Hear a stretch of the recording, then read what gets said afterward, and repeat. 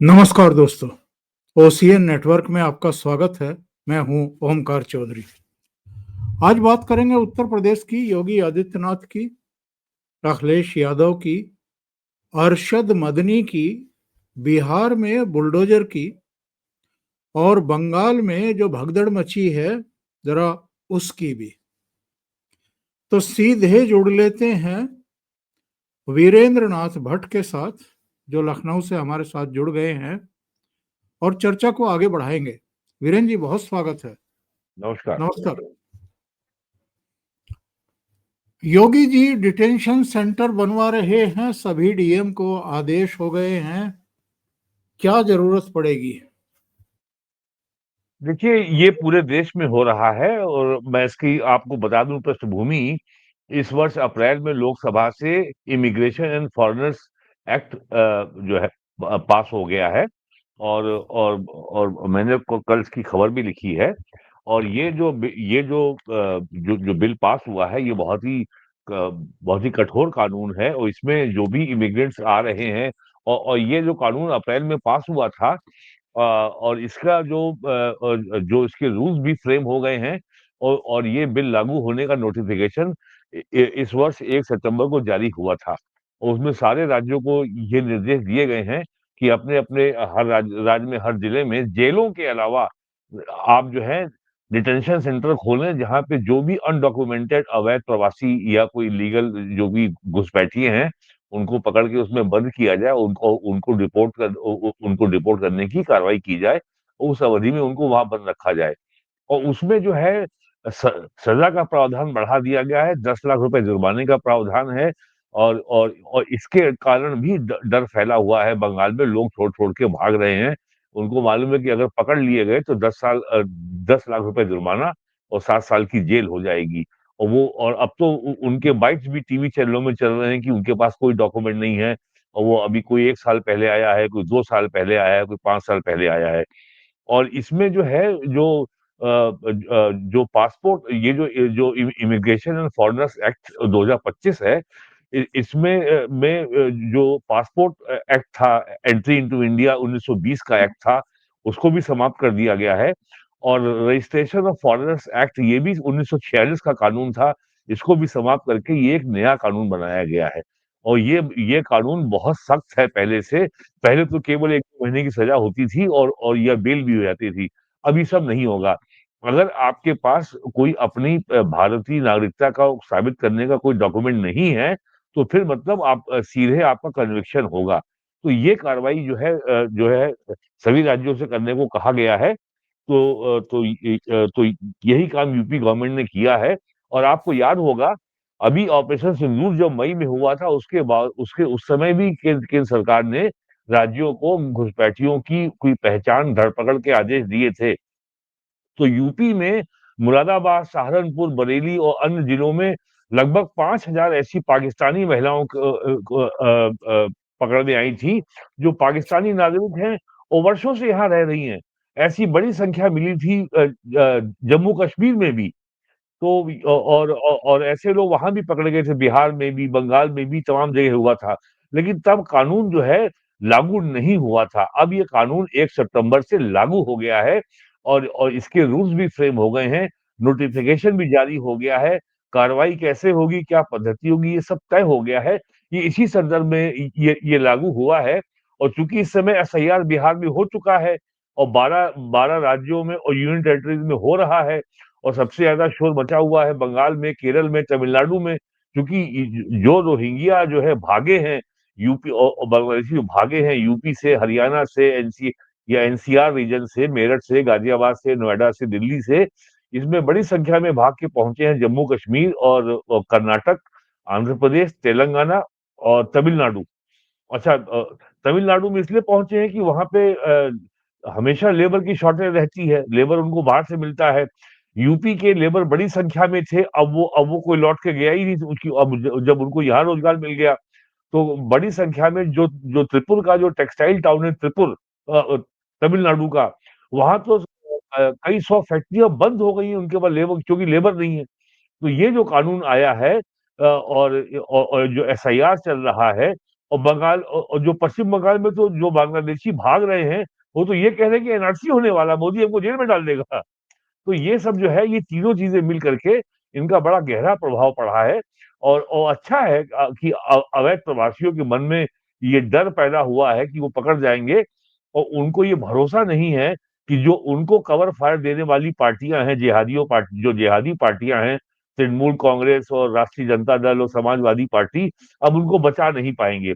और बिहार में जिस तरीके से राष्ट्रीय जनता दल की हार हुई है, और जिस तरीके से सुपड़ा साफ हुआ है कांग्रेस का, आरजेडी का, 243 में 202 सीटें एनडीए के पास आ गई हैं, तो इसका बहुत स्पष्ट संदेश गया है कि, और जिसकी चर्चा कम हुई है, कि जो जो पूरा जो क्रिश्चियन मिशनरी है, माफिया है, जिहादी हैं, वामपंथी हैं, सेकुलर हैं, ये सारा गठजोड़ जो पूरा ऑपरेट कर रहा है नॉर्थ ईस्ट में, बंगाल में, बिहार में, झारखंड में, और यूपी में सफाई इसकी हो ही रही है, छत्तीसगढ़ में इसकी सफाई हो ही रही है।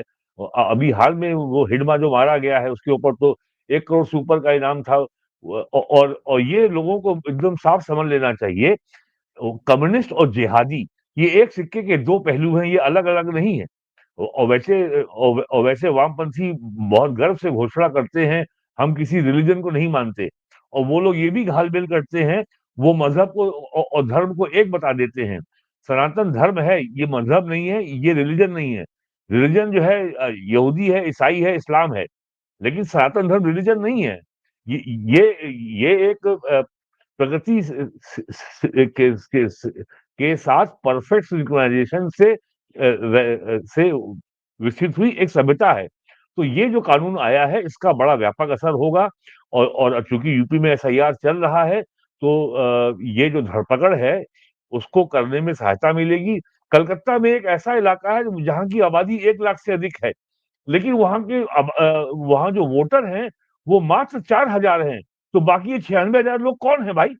तो वहां भी सन्नाटा छा गया है, बड़ी संख्या में लोग छोड़-छोड़ के भाग रहे हैं। आप देखिएगा, लास्ट डेट 4 दिसंबर है अपना इन्यूमरेशन फॉर्म बीएलओ को जमा करने की। तो आने वाले 10 दिनों में ऐसे बहुत से केस पकड़ में आएंगे यूपी में। और जी, बंगाल में जो ये भगदड़ मची हुई है, इसकी वजह भी यही है कि गिरफ्तारी होने का डर है।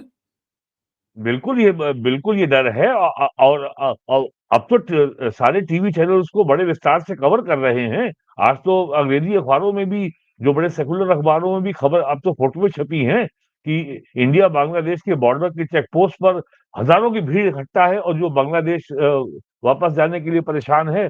और ये भी खबर आई है कि जो बांग्लादेश बॉर्डर गार्ड है, जैसे हमारे यहाँ बीएसएफ है, तो बांग्लादेश बॉर्डर गार्ड भी जो बांग्लादेशी लौट के आ रहे हैं, उनको अपने यहाँ आने दे रही है। उनसे ये नहीं पूछ रही है कि तुम यहाँ के नागरिक हो तो कैसे हो।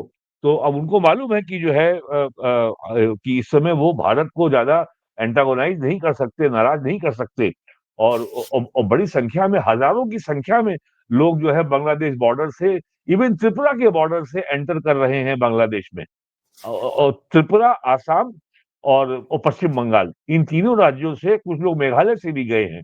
तो ये जो केंद्र सरकार का जो नोटिफिकेशन है, और उसको लागू करने की कार्रवाई जो यूपी में शुरू हुई है, ये सभी राज्यों को में देर सवेर होगी।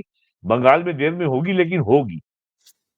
जी, बिल्कुल सही बात है। और ये जो कार्रवाइयां चल रही हैं, ये जो बयान आए हैं प्रधानमंत्री नरेंद्र मोदी के लाल किले से डेमोग्राफी चेंज को लेकर के, अमित शाह को का बयान के घुसपैठियों को खदेड़ देंगे, निकाल बाहर करेंगे, योगी आदित्यनाथ का कि डिटेंशन सेंटर बनाइए, उसमें डालिए इनको ढूंढ ढूंढ करके।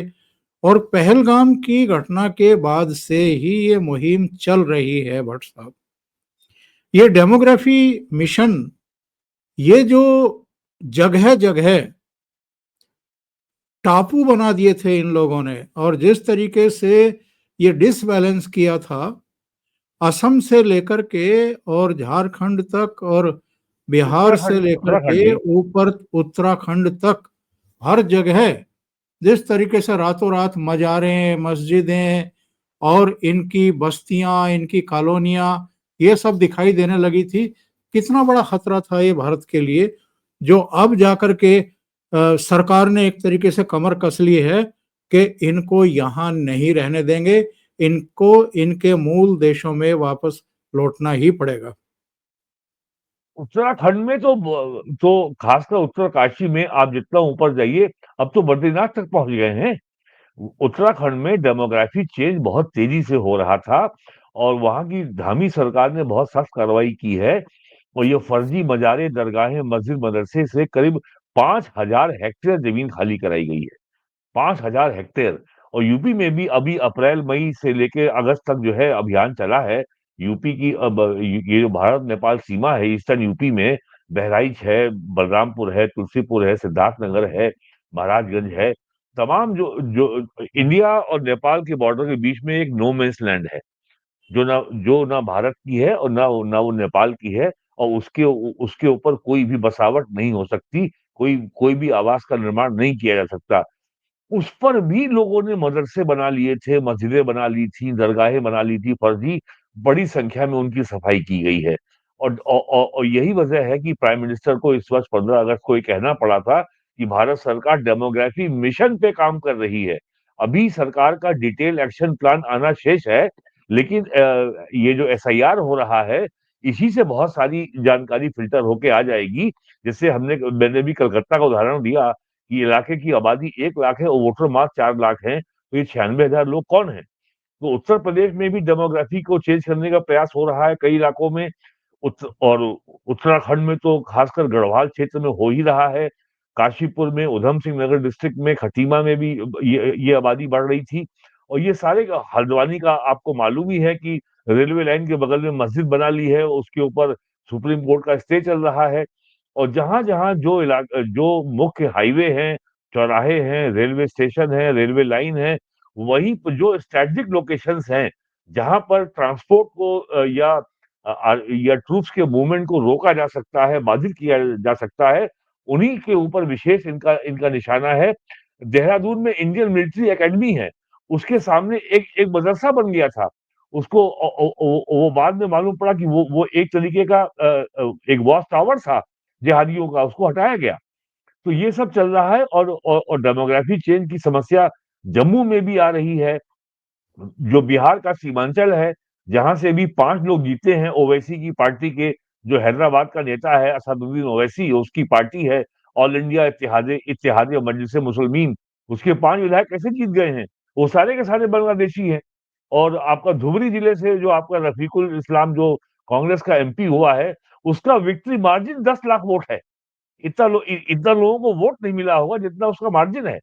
तो डेमोग्राफी में चेंज पूरे भारत के सामने एक बहुत बड़ी समस्या है, खास करके यूपी में, बिहार में।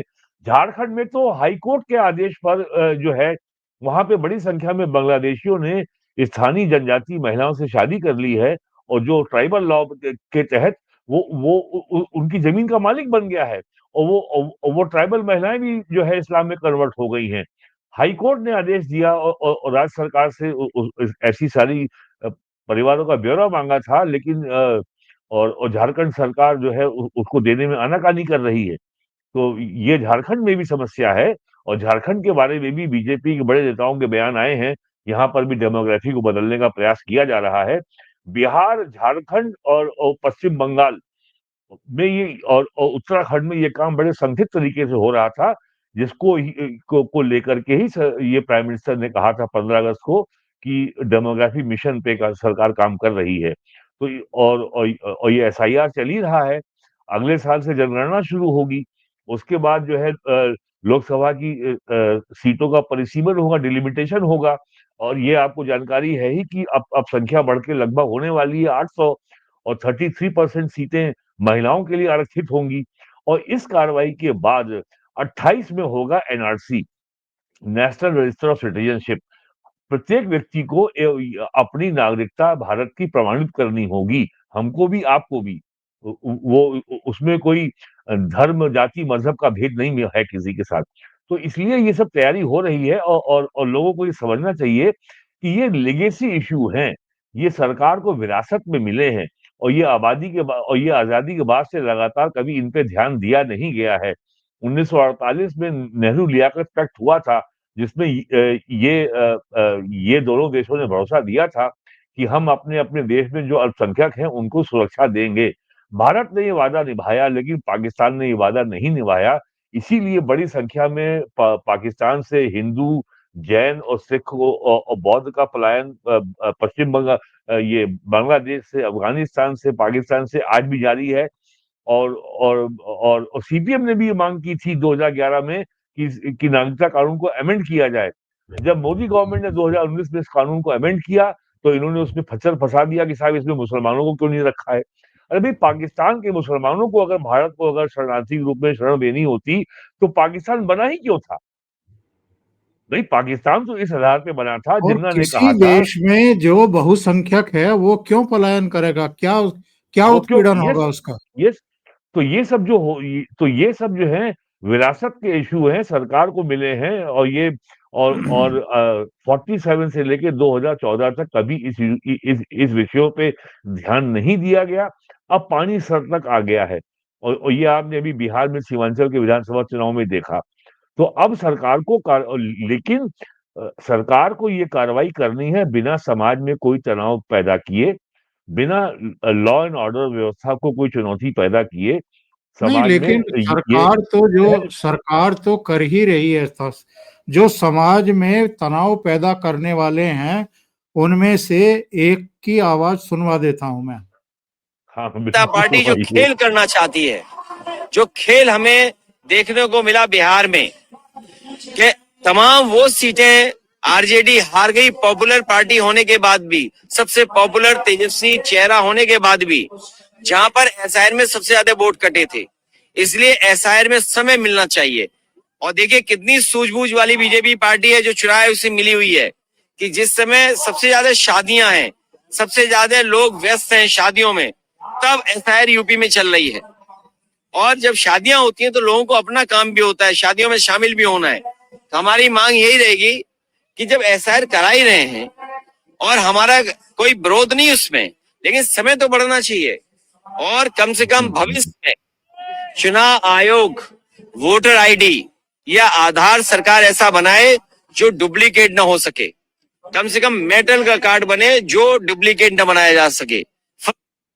भट्ट साहब, ये बताइए, जब एसआईआर होती है या सरकार की या चुनाव आयोग की कोई कवायद होती है, लोग खाना पीना छोड़ देते हैं, नहाना छोड़ देते हैं, टॉयलेट जाना छोड़ देते हाँ, हैं, हाँ। दफ्तर जाना छोड़ देते हैं क्या? किसान अपने खेत पर जाना छोड़ देता है क्या? दूधिया दूध वितरित करना बंद कर देता है क्या? अखबार वाले जो सुबह अखबार डालते हैं वो अपना बंद कर देते हैं क्या? शादी ब्याह में जाने का बहाना क्या किसी के गले से नीचे उतरेगा? देखिए, पूरे अमेरिका में, नॉर्थ अमेरिका में, कनाडा में और पूरे वेस्टर्न यूरोप में इमिग्रेशन को लेकर के जबरदस्त विरोध की लहर खड़ी हो रही है।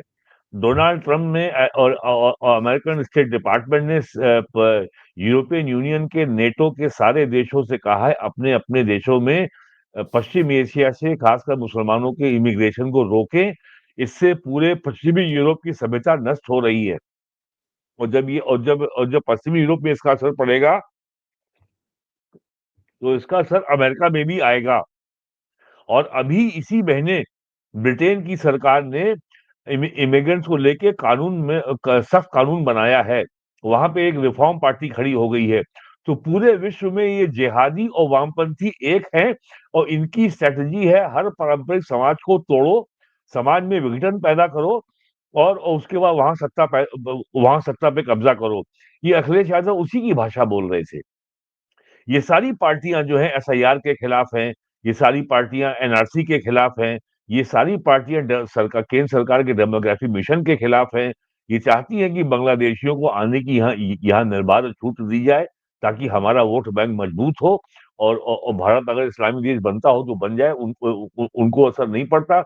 उनको लगता है कि हम तो सत्ता में बने ही रहेंगे, चाहे बहुमत मुसलमानों का क्यों ना हो जाए। तो ये मामला किसी राजनीतिक दल के हित अहित का नहीं है। यह मामला केवल राष्ट्र हित का है, हमारी आपकी आने वाली पीढ़ियों के भविष्य का है। और इसको जो है संकीर्ण जो चुनावी राजनीति के दायरे से का जो लेंस है, उससे ऊपर उठ के देखने की ज़रूरत है।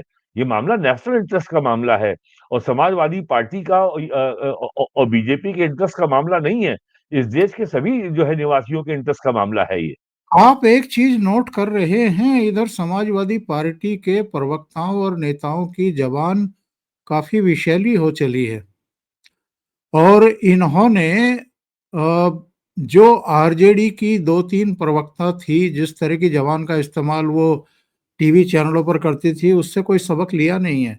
या तेजस्वी यादव ने जिस तरह की जबान का इस्तेमाल किया था, खैनी की तरह मसल देंगे, दो गुजराती थोड़ा बिहार का फैसला करेंगे, हम बिहारी हैं, हम ये कर देंगे, हम वो कर देंगे, उसी तरह की जबान का यूज जो है चुनाव आयोग के बारे में और दूसरे लोगों के बारे में ये समाजवादी पार्टी के प्रवक्ता कर रहे हैं। एक एक जरा सुन लीजिए, उसके बाद इसका जवाब दीजिए। तो चुनाव आयोग का काम चुनाव को कराकर मतदाताओं को उनका अधिकार का प्रयोग करवाना है कि नंगा नाच करना है? तो मैं चुनाव आयोग को दिल्ली में बैठे तुगलकी फरमान जारी करने वाले मुख्य चुनाव आयुक्त से लेकर नीचे के अधिकारियों तक चुनौती देता हूं कि अगर एक भी मतदाता के अधिकार का प्रयोग करने से मना किया गया, साजिश की गई, नाम काटा गया, नाम नहीं चढ़ाया गया, तो अधिकारियों की भी खैर नहीं होगी। इसे हमारा चेतावनी समझे, मेरे पर मुकदमा करना है, कर ले। इस चेहरे को आप बहुत अच्छे तरीके से ये प्रवक्ता पता नहीं कौन है, लेकिन कल अखिलेश यादव ने प्रेस कॉन्फ्रेंस में कहा कि प्राइम मिनिस्टर नरेंद्र मोदी ने 2047 तक भारत को विकसित राष्ट्र बनाने का लक्ष्य रखा है। क्या वो 2047 तक जिंदा रहेंगे? कल तो यहाँ हाँ, तक खुद अखिलेश यादव ने कहा है, यहाँ तक कह दिया है। कोई भी नेता, कोई भी व्यक्ति सामान्य शिष्टाचार है, हर व्यक्ति के दीर्घायु होने की कामना करता है। कोई नहीं, व्यक्ति क्या किसी के मरने की अखिलेश कामना नहीं यादव करता। अपनी उम्र का पट्टा लिखवा के लाए हैं? और अभी इनके पिताजी जो अब इस दुनिया में नहीं हैं, उनके बारे में ये इस तरह के शब्दों का प्रयोग कर सकते थे क्या? नहीं, राजनीति में शिष्टाचार का सम्मान सभी को करना चाहिए, जो कि पॉलिटिकल डिस्कोर्स जो है अगर डिसफिगर होगा, अगर जो राजनीतिक विमर्श है अगर उसको आप विकृत करेंगे, तो पूरे देश का नुकसान होता है, पूरे समाज का नुकसान होता है और ये लोकतंत्र के लिए भी दीर्घकाल में बड़ा अहितकारी होता है। इससे कभी किसी को कुछ आज तक हासिल नहीं हुआ है। अब इतना बोल जाना कि 2047 तक जो है मोदी कह रहे हैं कि देश को बनाना है डेवलप नेशन, क्या तब तक वो जिंदा रहेंगे? इस तरह की बातें बोली जा रही है और जो आप बात कह रहे हैं एसआईआर को लेकर के, सबसे बड़ी चुनौती ये आई है उनके सामने कि बिहार में जुलाई, अगस्त, सितंबर 3 महीने में एसआईआर पूरा हो गया। 65 लाख लोगों के नाम काटे गए और बिहार प्रदेश कांग्रेस कमेटी के पूर्व अध्यक्ष शकील अहमद ने कहा है कि 65 लाख लोगों के नाम काटे गए, लेकिन 65 लोगों ने इसके प्रति अपना विरोध दर्ज नहीं कराया। एक व्यक्ति ने ये नहीं कहा कि मेरा नाम मतदाता सूची से काट दिया गया और मैंने जब इसके खिलाफ रिप्रेजेंट किया चुनाव आयोग को, तो मुझे सुनवाई का अवसर नहीं दिया गया। चुनाव आयोग ने सारे दल के नेताओं से कहा था कि बिहार में प्रत्येक पोलिंग बूथ के लिए आप अपना बूथ लेवल एजेंट अपॉइंट करिए। एक भी आरजेडी के, कांग्रेस के या एनडीए विरोधी पार्टियों के किसी भी बूथ लेवल एजेंट ने बिहार के मुख्य चुनाव अधिकारी के यहाँ एक शिकायत दर्ज नहीं कराई। और यूपी में 4 नवंबर से एसआईआर की प्रक्रिया शुरू हो गई है। आज 23 तारीख है और अभी भी कांग्रेस के पास जो है अपने बूथ लेवल एजेंट की सूची नहीं दे पाई है।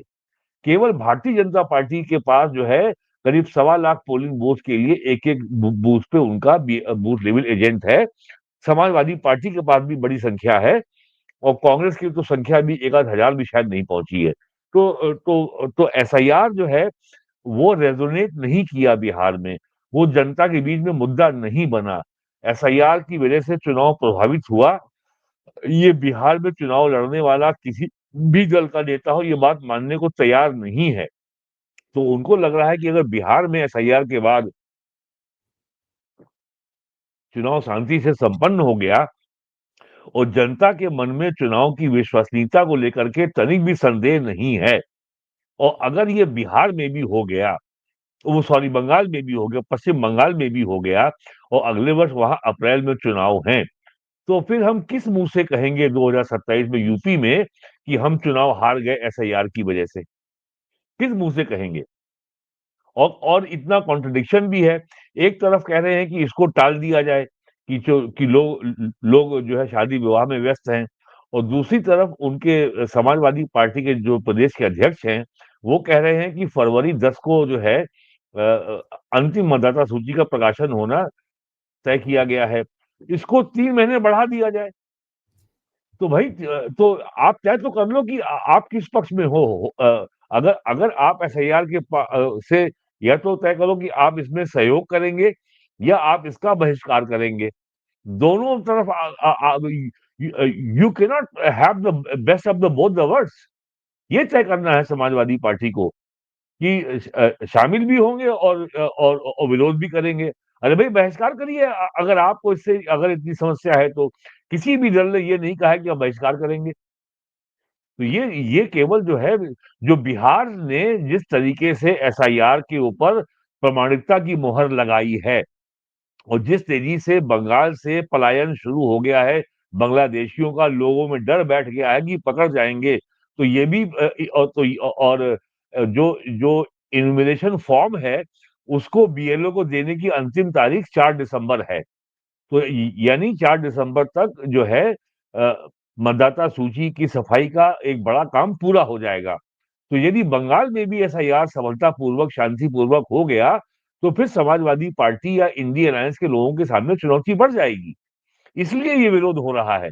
आप देखिए यूपी में कांग्रेस ज्यादा नहीं बोल रही है, वो तो अपना 14 दिसंबर को रैली करने वाले हैं। बहुजन समाज पार्टी ने एसआईआर का कोई कोई विरोध नहीं किया है। तो खाली समाजवादी पार्टी को इतनी परेशानी क्यों हो रही है? वो इसलिए हो रही है कि इमिग्रेशन एंड फॉरेनर्स एक्ट लागू हो गया है। वो इसलिए हो रही है कि ऑपरेशन सिंदूर के बाद जून जुलाई में हजारों की संख्या में जो पाकिस्तानी नागरिक यहाँ पकड़े गए थे, उनके इमिग्रेशन का काम अब शुरू हो जाएगा तेजी से। और जो जो कल यूपी गवर्नमेंट का बयान जिससे आपने कार्यक्रम की शुरुआत की थी, ये उसी का संकेत है। बिल्कुल सही बात है। और ये तमिलनाडु से जो नई पार्टी बनाई है अभिनेता विजय ने, वो टीवीके पहुंची है सुप्रीम कोर्ट आज एसआईआर के खिलाफ। ये केरल को, तमिलनाडु को, पश्चिम बंगाल को ही क्यों आफत आई हुई है? यहीं क्यों प्रदर्शन हो रहे हैं?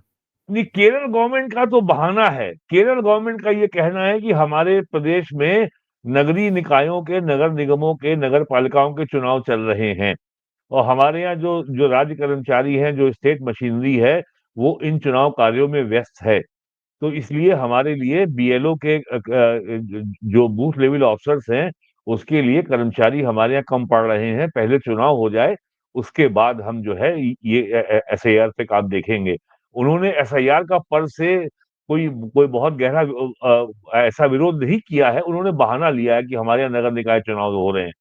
तमिलनाडु में इसको लेकर के ज्यादा सुगबुगाहट है, क्योंकि वहां भी अगले वर्ष चुनाव है और वहां पर भी जो है ये बांग्लादेशी रोहिंग्या लेबर बहुत है वहां पे, इसलिए समस्या आ रही है। जब वहां और उनको ये भी डर है कि जब एसआईआर होगा तो जो दशकों से जो बिहार का, उत्तर प्रदेश का जो जो निवासी है, जो तमिलनाडु में बसा हुआ है, वो तमिलनाडु का स्थायी वोटर बन जाएगा। उनको ये भी डर है। और डीएमके ने ये भी कहा है कि एसआईआर जो है वो तमिलनाडु की जो सांस्कृतिक पहचान को बिगाड़ने की साजिश है। वो बड़ी संख्या में हिंदी भाषी वोटर जो है वो तमिलनाडु का वोटर बन जाएगा। तमिलनाडु की सरकार इस आधार पे भी विरोध कर रही है। ये समस्या उनको आ रही है। और आज बरेली में फिर बुलडोजर गरजा है। कोई तौकीर का चहेता है जिसके यहाँ ये सुपर मार्केट थी, 3 मंजिला इमारत थी जिसको बुलडोजर, 16 दुकानें थी। हाँ। हाँ, मोहम्मद आरिफ की बिल्डिंग है ये। और इसके बारे में बताया गया कि इसने कोई परमिशन नहीं ली थी। ये पीलीभीत रोड पर फ्लोरा गार्डन के पास बनी हुई बिल्डिंग करीब करीब 2000 स्क्वायर फीट में आज वहां पर बुलडोजर गरजा है, उसको जमींदोज किया गया।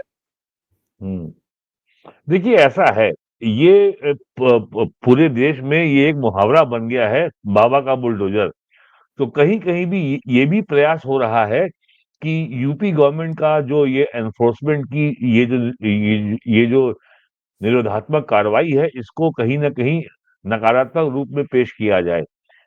सुप्रीम कोर्ट में भी ये मामला गया था, यूपी में जो एक्शन हुआ बुलडोजर का।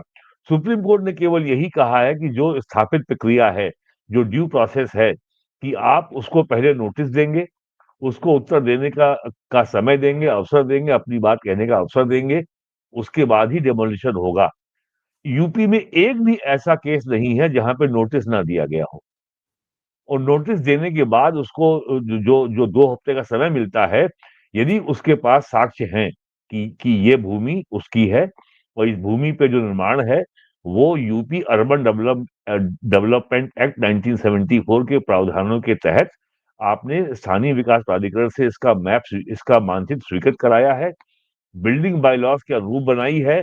अगर आपके पास ये सारे प्रमाण हैं तो आप इसको फर्निश कीजिए। आप उनको लाइए, पेश कीजिए।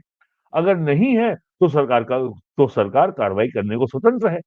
और सुप्रीम कोर्ट इस बात से संतुष्ट था। एक भी मामले में अब तक पिछले 5 सालों में, 4 सालों में सुप्रीम कोर्ट ने या हाई कोर्ट ने कहीं पर भी ध्वस्तीकरण के बारे में यूपी गवर्नमेंट को लेकर के एक भी नकारात्मक टिप्पणी, एडवर्स ऑब्जर्वेशन नहीं किया है। तो ये जो काम हो रहा है कि अब ये कोई तर्क नहीं, अब तक क्यों नहीं हुआ था? भई अब तक क्यों नहीं हुआ था? एक तर्क ये दिया जाता है कि और फिर ये भी आप नहीं कह सकते कि किसी जाति मज़हब के खिलाफ ही कार्रवाई हो रही है। लंबी सूची है, इल्लीगल कंस्ट्रक्शन में सभी लोग शामिल हैं समान रूप से और यूपी गवर्नमेंट की जो कार्रवाई है, उसमें कहीं पर भी जाति मज़हब का भेद नहीं किया गया है। वो चाहे प्रयागराज हो, वो चाहे आज़मगढ़ हो, वो चाहे बरेली हो, वो गाज़ियाबाद हो, वो मेरठ हो और या लखनऊ हो। लखनऊ में तो एलडीए ने कई हज़ार एकड़ ज़मीन खाली कराई है जहाँ पे प्रॉपर्टी डीलर्स ने इल्लीगल कॉलोनी बना ली थी या प्लॉटिंग कर रहे थे या बेच रहे थे और वहाँ कोई भेद नहीं किया गया कि ये किस जाति का है, किस मज़हब का है। तो ये कार्रवाई तो और अभी तो बरेली में शुरुआत है। बरेली में आई लव मोहम्मद के नाम पे दंगा किया गया था सितंबर में और आज और ये कार्रवाई 2 महीने बाद हुई है। ये इस बात का प्रमाण है कि ये कार्रवाई जो विधिवत कानूनी प्रक्रिया के पालन के बाद ही की गई है। अगर सरकार को कोई ऐसी जल्दबाजी करनी होती, तो ये काम तो सितंबर में हो जाना चाहिए था। तो क्यों और ये बिहार का देखिए, बिहार में प्रभात खबर में एक सूचना आ रही है कि बिहार में नई सरकार बनते ही ऑपरेशन बुलडोजर शुरू। कई शहरों में मची अफरा-तफरी और आप देखिए कहाँ-कहाँ हुआ है, समस्तीपुर में, लखीसराय लखीसराय में, इसके अलावा सीतामढ़ी, गौशाला चौक से पुनौरा धाम तक और दानापुर में, भागलपुर में, कई जगहों दानापुर तो पर। पटना के बहुत निकट है। हाँ, जी हाँ, तो देखिए बिहार ऐसा में है भी नई सरकार बनते ही बुलडोजर बाबा गरज रहे हैं। बिल्कुल, अगर सरकार को अपना इक़बाल कायम करना है, तो ये आपको एनफोर्समेंट की निरोधात्मक कार्रवाई करनी होगी, ताकि जनता में ये संदेश जाए कि जो लोग अवैध निर्माण कर रहे हैं और जो लोग राजनीतिक सत्ता के संरक्षण में कुछ भी करने को स्वतंत्र थे, वो स्वतंत्रता अब समाप्त हो गई है। अगर ये संदेश अगर नहीं जाएगा, तो सरकार ने जनता में जो विश्वास व्यक्त किया है अभी उसको केवल 9 दिन हुए हैं, 14 नवंबर को काउंटिंग हुई है। तो उसको बनाए रखने के लिए गवर्नेंस में जनता का विश्वास बहुत ज़रूरी है और जब तक आपका जो एडमिनिस्ट्रेशन है, वो पीपल कांग्रुएंट नहीं है, पीपल फ्रेंडली नहीं है, तो फिर आपको अपना काम करने में बाधा आएगी और जिस तरह के और अब बिहार की जनता 35 साल बाद जाति के भंवर जाल के बाहर निकली है और अब उनकी जो आकांक्षा है, वो भी अपने राज्य में आईटी सिटी चाहते हैं, वो भी अपने राज्य में डाटा सेंटर चाहते हैं, वो भी अपने राज्य में हाईटेक इंडस्ट्री की फैक्ट्रियाँ चाहते हैं। अब उनको ये समझ में आ गया है कि जो तेजस्वी ने वादा किया था, हम प्रत्येक परिवार के एक सदस्य को नौकरी देंगे, 1 करोड़ लोगों को नौकरी देंगे। ये सब जो है शेख चिल्ली के हसीन सपने थे मुंगरी लाल के, ये कभी धरातल पे उतर ही नहीं सकते। तो अब उनको ये मालूम हो गया है कि अगर जो है लॉ एंड ऑर्डर जो है दुरुस्त नहीं रहेगी और ये अर्बन एरियाज में जो अर्बन लॉज का कड़ाई से पालन नहीं होगा, तो निवेशक नहीं आएगा। अगर आपके शहर की सड़कों में गड्ढे हैं, बिजली नहीं आती है, पानी भरा हुआ है, सीवेज और ड्रेनेज नहीं है, प्रॉपर हाउसिंग नहीं है, अच्छे होटल गेस्ट हाउस नहीं है, अच्छे रेस्टोरेंट नहीं है, 24 घंटे बिजली नहीं आती है, तो निवेशक नहीं आएगा। तो ये सब जो आपने लिस्ट अभी दिखाई है डेमोलिशन की, ये सब केवल निवेशकों के लिए को एक पॉजिटिव सिग्नल भेजने की शुरुआत हो गई है बिहार में। बहुत बहुत धन्यवाद वीरेंद्र नाथ भट्ट साहब। और दर्शकों से निवेदन है कि वो, अगर आपको ये प्रोग्राम अच्छा लगा है तो लाइक बटन जरूर दबाएं, इस वीडियो को शेयर करें, फॉरवर्ड करें अपने मित्रों और ग्रुप्स में। अभी तक अगर ये चैनल आपने सब्सक्राइब नहीं किया है तो सब्सक्राइब कर लें, साथ में लगे बेल आइकॉन को जरूर दबा दें। बेल आइकॉन में भी ऑल वाला बटन दबाएं ताकि आगे आने वाले सभी वीडियो और उनके नोटिफिकेशन समय से आप तक 100% जरूर पहुंच जाए। बहुत बहुत धन्यवाद सभी का जुड़ने के लिए, और वीरेंद्र जी आपका भी। Thank you so much. नमस्कार। नमस्कार।